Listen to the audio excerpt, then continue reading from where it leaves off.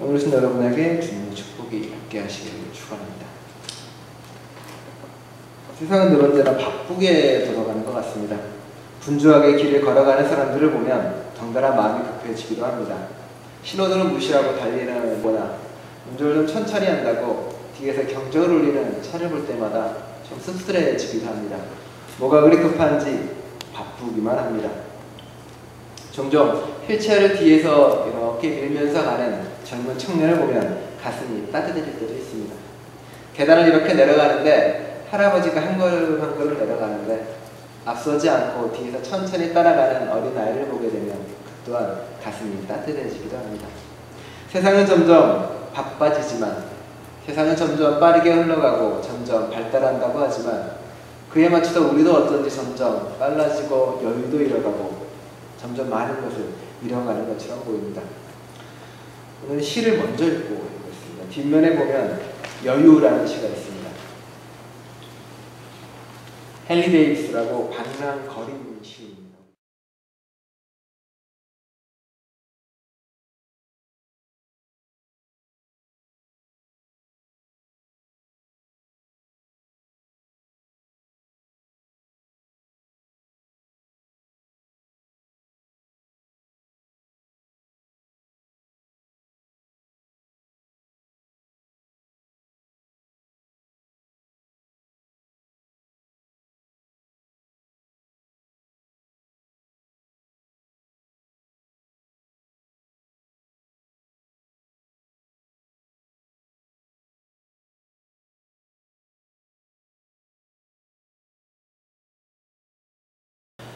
여러분의 인생은 가벼운 인생이십니까? 아니면 나름대로 행복한 인생이십니까? 제가 휘성일인 얘기를 가만히 보고 있으면 엄마가 가장 많이 하는 말은 빨리빨리입니다. 빨리 좀 해라. 속 터져 죽겠다. 그런 말을 제일 많이 합니다. 저희 어머니도 저한테 그런 말을 제일 많이 했다고 합니다. 그래서 김 목사가 아이가 느리작거리는 건 제 탓이라고 저를 원망한다 합니다. 맞는 말 같습니다. 성격이 워낙 이래서 어쩔 수 없는 얘기이기도 합니다. 세상은 좀 느리게 살아갈 필요가 있는 것 같습니다. 목적이 아니라 과정을 바라볼 줄 알아야 되고, 그리고 목적을 취하려는 것이 아니라 과정 가운데 좀 이리저리 둘러보고 살아가야만 됩니다. 종종 약속 시간을 칼같이 지키는 사람들이 늦게 온 사람에게 뭐라고 하는 모습을 보게 됩니다. 그런 생각을 합니다. 왜 저렇게 화를 내고 왜 이렇게 짜증을 낼까? 가만 보게 되면 아마 약속 시간에 늦게 온 만큼 자기 시간이 좀 손해본 듯한 그런 느낌이 드나 봅니다. 그리고 나서 어차피 만나서 지낼 거, 그 잠깐의 시간을 설레임으로 반가움으로 기다리지 못할까 그 생각을 하게 됩니다. 우리는 종종 시간을 돈으로 환산하고 시간을 뭔가 이루기 위한 목적으로 보다 보니 그렇게 바쁘게 인생을 진행하는 것 같습니다. 절기로 따지면 황급빛 햇살이 쏟아진다는 청명이 지나고 이제 비가 많이 와서 생명을 움튼다는 고구도 지나갔습니다. 또한 지난 20일은 장애인의 날이었고 오늘 22일은 어스데이라고 지구의 날입니다. 장애인과 지구의 날을 가만히 생각해보니 공통점이 있습니다. 둘 다 사회적 약자라는 겁니다. 세상의 움직임은, 세상의 속도는 장애우들이 따라가지 못합니다. 휠체어를 하고 혹은 지팡이로 더듬으며 앞을 걸어가기에 세상의 속도는 너무나 빠릅니다. 바쁘게 바뀌는 신호등이 들어가고 급박하게 닫히는 엘리베이터 문조차 그럽니다. 세상의 속도는 가진 사람들을 위해서 그리고 뭔가를 벌기 위해서 바쁘게 움직여갑니다. 그러다 보니 사회적 약자들은 소외되고 어딘가에 거치작거리는 짐처럼 되어버립니다. 그 사람들이 투덜거리고 왜 집에 나 있지 나오냐고 울컥 내뱉는 사람도 있습니다. 예수님 시대도 마찬가지였습니다. 그런데 예수님은 그들에게 말하기를 그들이 그 모습 그대로 하나님의 영광을 드러내는 존재라고 말합니다. 장애우를 바라보면 한 번이라도 그들의 하나님의 영광을 드러내는 존재라고 함께 가는 존재로 생각을 해야만 됩니다. 자연도 마찬가지입니다. 우리는 자연을 돌아보지 못합니다. 자연을 파괴하고 자연을 수단 삼아 취급을 해버립니다. 하지만 지구의 날을 돌아보는 이 시간, 우리는 한 번이라도 자연이 우리에게 주어진 축복이며 하나님의 손길이라는 것을 깨달아야만 됩니다. 그 안에서 말하는 하나님의 능력을 깨달아야 되고 그 안에서 말씀하는 하나님의 축복의 소리를 들어야만 되는 것입니다. 우리 하나님은 99마리의 양들을 버려두고 한 마리의 양을 쫓아가는 분입니다. 한 마리의 잃어버린 양을 쫓을 때 비로소 그 안에 99마리의 가치가 살아나는 것입니다. 잃어버린 한 마리의 양을 아무것도 아니라고 내팽개쳐버리는 사람은 99마리 중 또 한 마리가 사라질 때도 마찬가지로 보입니다. 내 이웃에 장애우 하나가 벌어질 때 내 옆에 있는 작은 나무 하나가 후르츠에 뽑혀 사라지는 것조차도 아무것도 아닌 것처럼 지켜보는 사람은 내 가족 혹은 누군가가 그런 일이 벌어지더라도 무덤덤이 돌아볼 사람이고 무덤덤이 돌아서 자기 길을 갈 사람들입니다. 성서가 가르치는 경건은 고아와 과부와 나그네들을 위해서 추수를 다하지 않고 밥 한 귀퉁이를 남겨두는 것을 경건이라고 성경은 말하고 있습니다. 또한 하나님 보시기에 깨끗하고 흠이 없는 경건은 고난을 겪고 있는 고아들과 과부들을 돌봐주고 자기를 지켜서 세속에 물들지 않는 것이 곧 경건이라고 야고보서에서 말하고 있습니다. 매 주일 예배 참석하고 기도를 많이 하는 것이 아니라 잠깐 멈춰 서서 자연을 돌봐주고 힘들고 약한 사람을 돌봐주는 것이 경건이라고 분명히 말하고 있는 것입니다. 멀쩡해 보여도 세상에는 영혼이 추운 사람이 많이 있습니다. 그들은 나를 사랑해달라고 신호를 주위 사람에게 보냅니다. 그 신호는 말일 수도 있고 행동일 수도 있습니다. 아무도 응답하지 않을 때 그 사람은 죽거나 쓰러지거나 혹은 분노로 다른 사람에게 말을 토하게 됩니다.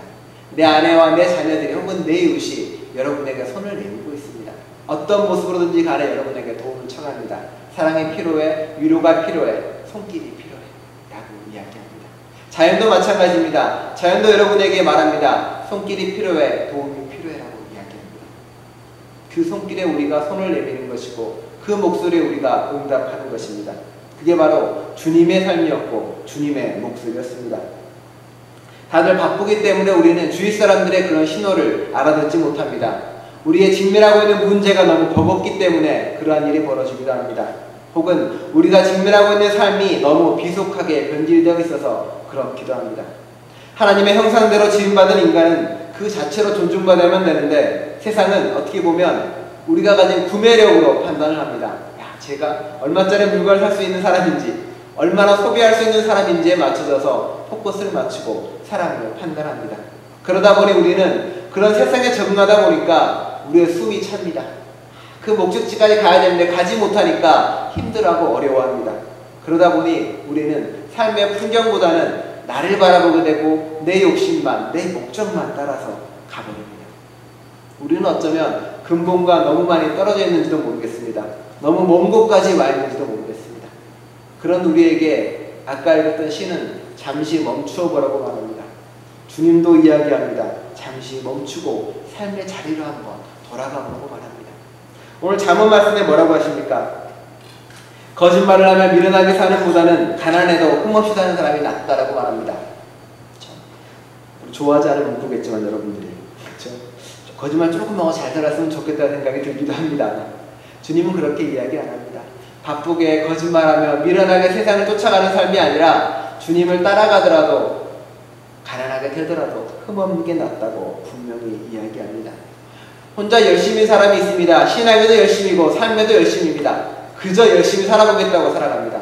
그게 당연히 미덕인 것처럼 이야기합니다. 제가 예전에 읽어드렸던 어떤 관료라는 시를 한번 기억해 보시기 바랍니다. 일제시대에도 너무 충실했고 민정당 시대도 충실했고 그런 사람이 있습니다. 그런데 그 잘못된 열심이 수많은 사람을 죽이고 수많은 자연을 파괴하는 것입니다. 신앙도 마찬가지입니다. 지식이 없는 열심은 다른 사람을 죽입니다. 십자군 전쟁이 그랬고 수많은 보수적 신앙인들이 그런 모습을 보이기도 했습니다. 성경은 분명히 말합니다. 지식이 없는 열심은 좋은 것이라고 할 수 없다고. 로마서에서도 이야기합니다. 로마서 오늘 봤던 2절에도 이야기합니다. 그들은 하나님을 섬기는 데 열성이 있습니다. 그러나 그 열성은 올바른 지식에서 생긴 것이 아닙니다. 올바른 지식과 올바른 것에서 출발한 열심이 하나님으로부터 갈 수 있습니다. 잘못된 열심은 우리를 다른 곳으로 인도하는 것입니다. 이제 우리는 잠깐 멈추어서 뒤로 돌아가는 겁니다. 근본으로 열심이 아니라 내가 바른 지식을 알고 있는지 내가 과연 바로 서 있는지를 돌아봐야 할 시기입니다. 그 멈춤의 시기가 우리에게 필요하고 그 멈춤을, 그 물러섬을 우리는 기도라고 말합니다. 영상을 하나 보겠습니다.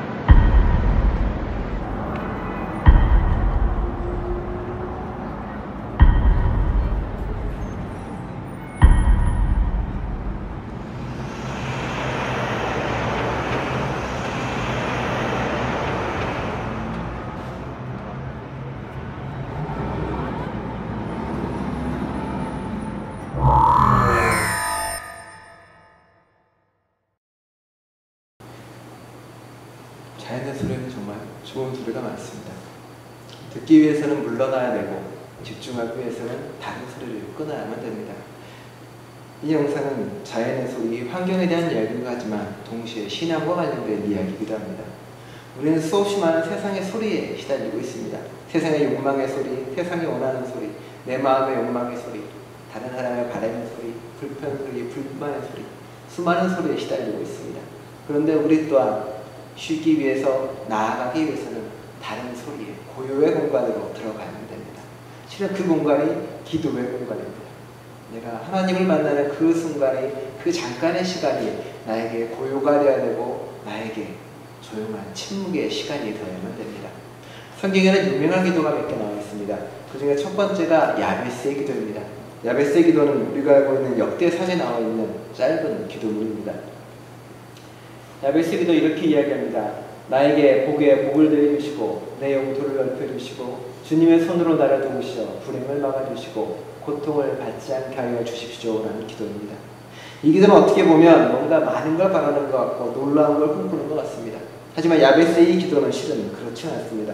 이 당시에는 이스라엘 민족은 바벨론 포로 생활에서 막 귀환한 사람들입니다. 힘들고 어렵고 고통스럽습니다. 야베스라는 이름조차 히브리어로 고통을 뜻하는 오체브란 말을 순서를 바꾼 것뿐입니다. 오직 했으면은 부모가 자기 자식에게 고통이란 단어를 붙였겠습니까? 그렇게 힘들고 어려운 지경이었습니다. 야베스는 그 고통에서 벗어나기를 간절히 기도한 것입니다. 복에 복을 더한다는 것이 내가 지금도 잘 사는데 더 잘 살겠다가 아니라 이 고통에서 벗어나는 것만을 원한 것입니다. 내 영토를 넓혀달라는 말이 내 땅을 넓혀달라는 이야기가 아닙니다. 내 지평을, 이 고통을 받아들일 수 있는 내 영역을 넓혀달라는 이야기입니다. 내가 알 수 있도록, 내가 깨달을 수 있도록 간절히 원하는 기도입니다. 내가 이제 고통 없는 삶을 달라고, 이제 고난이 없는 삶을 달라고, 우리 모두가 그래도 이 힘든 생활을 극복해 나갈 수 있도록 원하는 삶을 달라고 기도하는 것입니다. 숙명론이 아닙니다. 노력해도 바꾸려고 노력하는 그의 믿음 안에 근거한 기도인 것입니다. 야베스는 자신의 고통의 숙명을 벗어나기 위해서 기도한 것입니다. 막연히 바란 것이 아니라 이 고통을 벗어나서 좀 더 나아가고자 애타게 기도합니다. 또 다른 기도가 있습니다. 아굴의 기도입니다. 아굴의 기도는 이런 말입니다. 허위와 거짓말을 저에게서 멀리해 주시고 저를 가난하게도 부유하게도 하지 마시고 오직 저에게 필요한 양식만을 주십시오. 제가 배가 불러서 주님을 부인하면서 주가 누구냐고 말하지 않게 하시고 제가 가난해서 도둑질을 하거나 하나님의 이름을 욕되게 하거나 하지 않도록 하여 주십시오라고 말합니다. 아굴의 기도는 우리가 읽었던 잠언과 비슷합니다. 허위와 거짓말하지 않게 달라고. 내가 나를 내 삶을 위해서 내가 거짓말하지 않게 나 좀 바꿔달라고 애절히 기도합니다. 그러고 나서 기도하기를 부유하거나 가난하게 해달라고. 부유하거나 가난하지도 말게 해달라고 애타게 기도합니다. 우리가 생각하는 부유와 가난함이 다릅니다. 아굴은 부유한 건 뭐냐면 배가 부른 겁니다. 그렇죠? 가난한 건 아예 굶는 겁니다. 적정히 먹고 살 수 있을 만큼만, 그것도 자기를 위해서가 아니라 하나님을 위해서라고 이야기합니다. 아굴의 기도입니다. 아굴의 기도는 종종 사람들이 싫어합니다. 왜? 부자 되게 하지 말아달라는 기도라서 별로 좋아하지 않습니다. 오늘 잠언 마지막 편에 이런 이야기가 있습니다. 재물은 친구를 많이 모으나 궁핍하면 친구도 떠난다 라고 말합니다. 그렇다면 생각합니다. 아싸, 친구를 많이 사귀는 재물을 많이 모아야 되겠다. 친구가 있어야 재물을, 친구가 생기려면 재물이 있어야 돼. 재물이 없으면 친구도 안 생겨 라는 교훈으로 받아들입니다만, 제가 예전에 이야기한 것처럼 그런 교훈이 아닙니다. 세상이 악해서, 세상이 엉망이라서, 세상이 점점 이상해서 재물이 있어야 겨우 친구를 사귀는 지경이라는 겁니다. 나도 잘못돼서 재물로 친구를 사귀고 그 재물에서 친구를 떠나버리는 그런 안타까운 현실을 이야기하는 겁니다. 그리고 말합니다. 재물 가지고 친구를 사귀지 말라고. 가난해도 떠나지 않는 친구를 사귀라고 말하는 것이 바로 잠언의 말씀입니다. 아굴은 아마도 그런 재물이 주는 잘못된 힘을 알았을 것입니다. 그래서 그 모든 것을 없애기를 간절히 기도합니다. 또 다른 기도로 더 나아가야 되는데 바로 주님의 기도입니다. 주님의 기도는 이 시대가 하나님의 영광이 가리워진 시대라는 것을 아마 알았을 것입니다. 주님의 뜻이 이 땅에 이루어지지 않는 시대라는 것을 주님은 알았습니다. 마틴 부버는 이 시대를 신의 일식이라고 표현했습니다. 하나님의 빛이 가려진 시대. 주님은 그런 시대, 오늘날 우리의 시대에 맞는 기도입니다. 주님이 원하시는 기도는 뭡니까? 하나님의 나라가 이 땅에 이루어지는 것, 하나님의 뜻이 이루어지는 것입니다. 그런데 아굴과 야베스의 기도는 조금 다릅니다. 네. 아굴과 야베스는 나입니다. 내가, 나의 지평이, 내가 부유함을. 주님의 기도는 나가 들어가 있지 않습니다. 우리가 들어가 있습니다. 처음부터 우리입니다. 우리가 일용할 양식, 우리 안에, 우리의 질, 우리의 것을. 하나님은 처음부터 우리가 멈추어 서서 주위를 돌아보며 같이 가길 원합니다. 혼자 빨리 가서 뭐 하시겠습니까? 혼자 신앙생활 잘하고 혼자 너무 앞에 나가서 뭘 할 수 있겠습니까? 멈추어 서서 같이 가고 돌아보며 함께 가는 것을 주님이 원하셨습니다. 상한 갈대 같은 우리를 해도 하나님의 숨결만 불어넣으시면 우리는 아름다운 곡조를 연주할 수가 있습니다. 우리는 그렇게 삶을 살아가야만 됩니다. 일평방미터의 고요 속에서 자연의 소리를 듣는 것처럼 우리 또한 모든 세상의 소리가 안 들리는 곳에서 주님을 만나야 됩니다. 그 안에서 우리는 올바른 평화를 만날 수가 있습니다. 이혜님의 시가 나와 있습니다.